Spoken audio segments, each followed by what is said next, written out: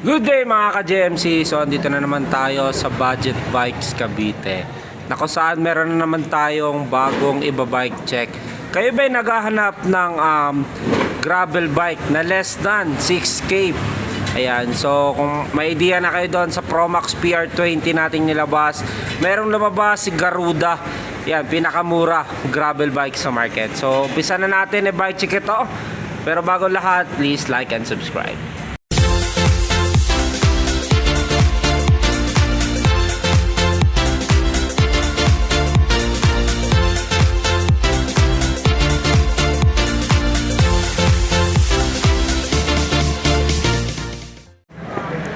Okay, kayo ba'y naghahanap ng gravel bike, yung pinakamurang gravel bike, no? So meron akong bagong iba-bike check sa inyo. Saka introduce nyo na rin sa inyo itong Garuda Eagle. So merong nilabas si Garuda na gravel bike. So kung familiar kayo doon sa Promax PR20 na gravel bike, so meron nito si Garuda Eagle.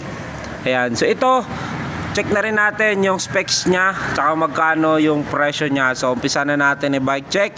Ito si Garuda Eagle natin ay alloy frame na rin yan. Dito sa kanyang top tube, dito nakalagay yung Eagle GD18, Garuda 18. Yan po yung pinaka top tube nito. Yan po ay tubular.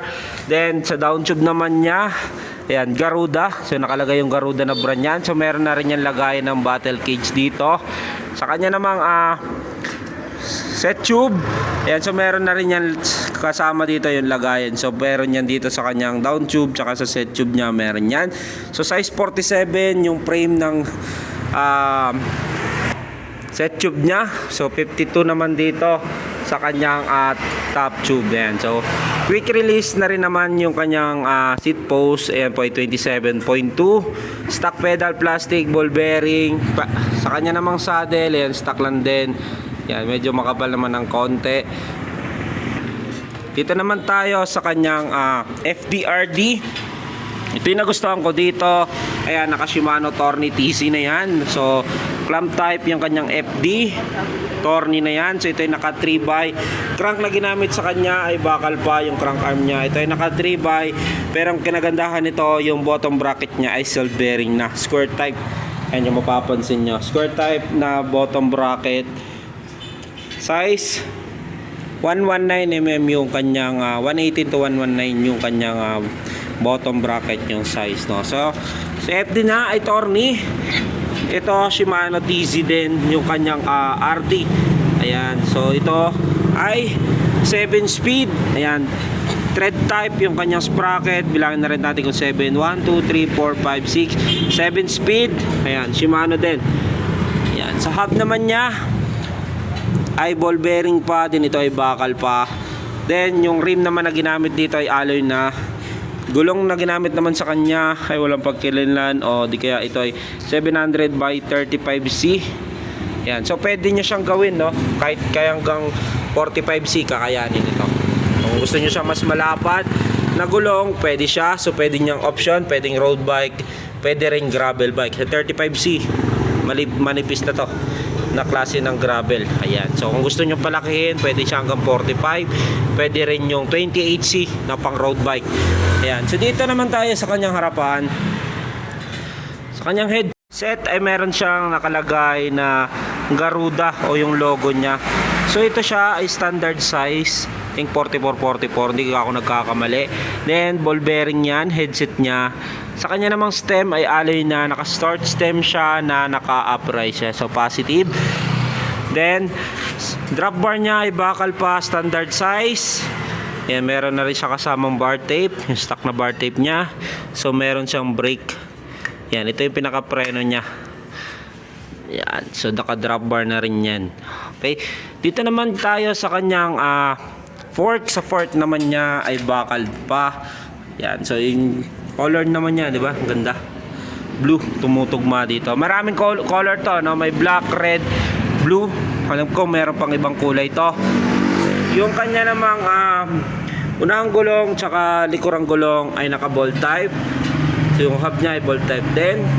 Ito ay naka disc brake, thread type na disc brake to, 160mm yung rotor niya. So mechanical, cable acquainted. yung kanyang caliper. Yan, so dito naman tayo sa kanyang cabling. Sa cabling niya, ayan, so kung mapapansin nyo, naka-internal na to. Ito yung nagustuhan ko dito, naka-internal na. So yung shifter nito ay thumb shifter sys index Shimano, no? 3x7 speed. So yung combination niyan, so ito yung nasa 3x, so meron yung negative tsaka positive sign. Ito yung 3x niya, ito lang yung adjustan niyan. So madali nyo siyang i-adjust para dito sa kanyang FD. Ayan, so dito naman tayo sa kanyang kabila. Ayan, sa kabila, no? So dito, ayan, internal FDRD tsaka preno sa likod. Yung preno niya sa likod dito dumaan sa top tube niya papunta dito sa likod. Ayan, so ito ay naka-caliper din rim, disc brake na ball type, yung may pre na rin na yan na side stand. So sa mga gustong may side stand, so ito si Garuda Eagle natin ay may side stand na. Naka 3x7 speed, naka Shimano. Ayan, thumb shifter. Magkano nga ba yung bikes na to, no? Si Garuda Eagle natin. Ayan, si Garuda Eagle natin ay 5,500 with 5 freebies, club tube, machine guard, arm sleeve, taillight.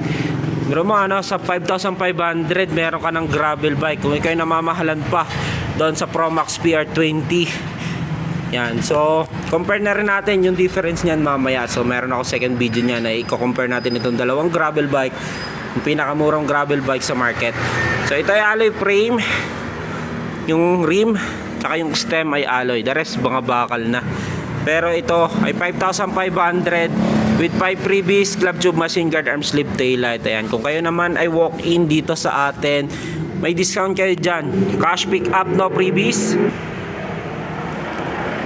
Yan, 5,200 cash pick up, no freebie. SRP niya, card price, TikTok, Shopee, available po yan.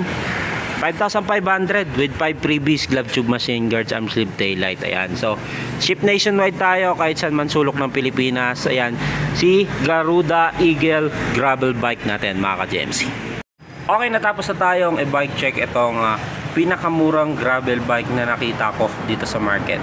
5,500, no, may freebies ka ng 5 essential, glove tube, machine guard, arm sleeve, taillight. Ayan, ship nationwide, pwede nyo orderin sa TikTok, sa Shopee, no? So available po yan kahit saan man sulok ng Pilipinas, nagsiship po tayo. So yan po, si Garuda Eagle gravel bike. So comment down below kung nagustuhan nyo yung bagong labas ni gravel bike ni Garuda. So comment section na lang. So meron din po ako, kung sa mga gusto mag-order, nasa description yung link na pwede nyo siyang orderin. Okay, so thank you and God bless.